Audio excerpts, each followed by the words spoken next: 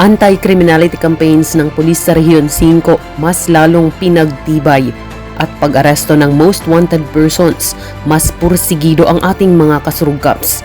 Tunghayan muli ang transparent service ng ating Game Changer General dito sa ika-37 linggo ng Week 9.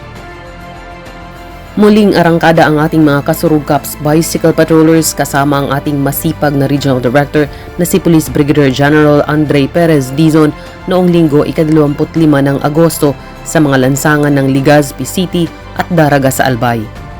Muli ding nakibahagi ang ating Game Changer General sa ginanap na 21st Sunday in Ordinary Time Mass sa pangunguna ni Reverend Father Lieutenant Commander Eman Avila sa bagong Santo Niño Chapel sa loob ng Regional Headquarters.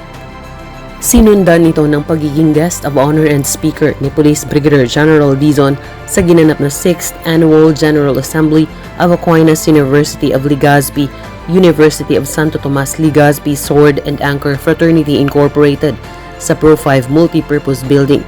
Isang pamamaraang ugnayang pulisya ng Pulis sa Rehiyon 5 na silang mga katuwang natin sa pagpapanatili ng kaayusan sa komunidad. Kinahapunan, hindi pa rin mawawala ang motorcycle patrol kasama ng ating mga masisipag na kasurugkaps motorcycle patrollers. Ika-26 ng Agosto, Lunes, ibinuhos ni Police Brigadier General Dizon ang kanyang oras sa mga administratibong gawain, gayon din sa pagmamonitor ng mga nangyayaring police operations sa buong rehiyon ng Bicol. Sinundan ito ng isang mas pinahabang oras ng motorcycle patrol bilang isa sa mga estratehiya ng Pro 5 upang mapanatili ang ligtas na komunidad. Noong ika-27 ng Agosto, Martes, pagkatapos ng maagang bicycle patrol, pinangunahan ni Police Brigadier General Dizon ang isang staff conference kasama si Police Colonel Alvin R. Consolacion, ang Chief of Regional Staff. Dinaluhan ito ng mga key personnel ng Pro 5 para sa mga direktibang kailangang maipasakatuparan ng maayos sa kanya-kanyang areas of responsibility. Pagkatapos ay naging compliant ang ating Game Changer General sa isinagawang enhanced monitoring of police wellness ng Regional Medical and Dental Unit 5 sa Multipurpose Center ng Regional Headquarters. Nagtapos ang araw na ito ng ating Regional Director sa pamamagitan ng motorcycle patrol sa lungsod ng Legazpi at munisipyo ng Daraga.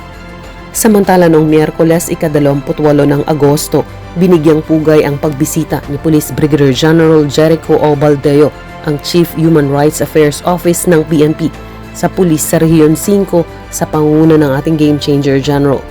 Isang pagpupulong din ang naganap sa araw na ito sa pagitan ni Police Brigadier General Dizon at ng Regional Director ng DOST Regional Office 5 na si Director Romel R. Serrano sa tanggapan ng ating Game Changer General.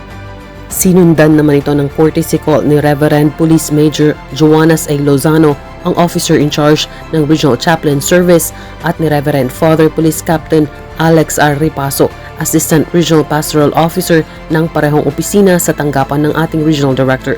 Kinahapunan, hindi pa rin kinalimutan ang magsagawa ng motorcycle patrol sa lungsod ng Legazpi at munisipyo ng Daraga sa Albay. Huwebes ika-29 ng Agosto, pagkatapos ng maagang bicycle patrol, binigyang oras ni Police Brigadier General Dizon ang pagbisita sa kanyang tanggapan ni Mr. Diosdado B. Basquinas ng Philippine Statistics Authority Albay para sa mga kailangang koordinasyon nito sa Pro 5. Sinundan naman ang pakikibahagi ng ating Game Changer General sa ginanap na signing of the Memorandum of Agreement sa pagitan ng Pulis sa Rehiyon 5 at ng Free and Accepted Masons of the Philippines. Ito ay ginanap sa Pro 5 Maringa Lounge ng Regional Headquarters. Hindi pa rin mawawala ang pagpapatrolya sa pamamagitan ng motorcycle patrol kinahapunan kasama ng ating matitikas na kasurugkaps motorcycle patrollers.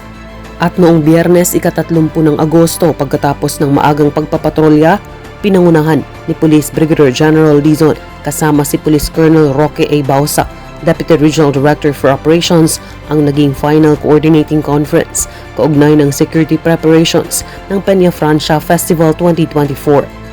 Kinahapunan ay nagsagawa din ng ating Game Changer General ng motorcycle patrol sa lungsod ng Legazpi at munisipyo ng Daraga sa Albay. At noong Sabado ika-31 ng Agosto, personal na nagbigay ng security coverage and police assistance ang ating Game Changer General kay Representative Elizalde Esco ng Ako Bicol Party List nang ito ay dumating sa Bicol International Airport. Gayon din sa ginanap na Feast Day of San Ramon Nonato and 5th Parish Anniversary Blessing sa bago nitong altar at church interior sa San Ramon Nonato Parish, Tagas, Daraga, Albay. At patuloy pa rin ang motorcycle patrol kinahapunan pagkatapos ng mga nabanggit na kaganapan. At sa mga operasyong naisagawa sa buong linggo mula ika-25 hanggang ika-31 ng Agosto taong kasalukuyan, umabot sa mahigit 200,000 pisong halaga ng iligal na droga ang nakumpiska ng mga operatiba ng Pulis sa Rehiyon 5 na nagresulta sa pagkakaaresto ng 15 suspects sa 16 na ginawang operasyon. Nanguna dito ang Naga City Police Office, sinundan ng Albay Police Provincial Office at pumangatlo ang Camarines Sur Police Provincial Office. Sa kampanya kontra illegal gambling, inaresto ang 42 suspects mula sa ginawang 8 operasyon. May 36 na ginawang operasyon naman sa kampanya kontra loose firearms kung saan 5 ang inaresto. Habang mahigit 100,000 pisong halaga naman ang mga kagamitang kumpiskado sa iligal na pangingisda kung saan arestado ang 9 na suspects sa 5 ginawang operasyon. Huli naman ang 5 suspects sa kampanya kontra illegal logging na nagresulta sa pagkakakumpiska ng mahigit 1,000 pisong halaga ng mga lumbers at flitches. Samantala umabot sa 70 most wanted persons ang inaresto sa buong Kabikulan sa nakalipas na linggo, habang 4 ang arestado at 4 ang sumuko sa mas pinagtibay na mga hakbang kontra insurhensya at 2 naman ang sumuko sa mga hakbang kontra criminal gang. At hanggang sa susunod na pagpapakita ng transparent service ng ating game changer general, basta't kay Police Brigadier General Andre Perez Dizon, serbisyo ay damang-dama, serbisyo ay uunahin ka at ipapatupad ang serbisyong APD, approachable, presentable, and dependable, Kasurug Gaps.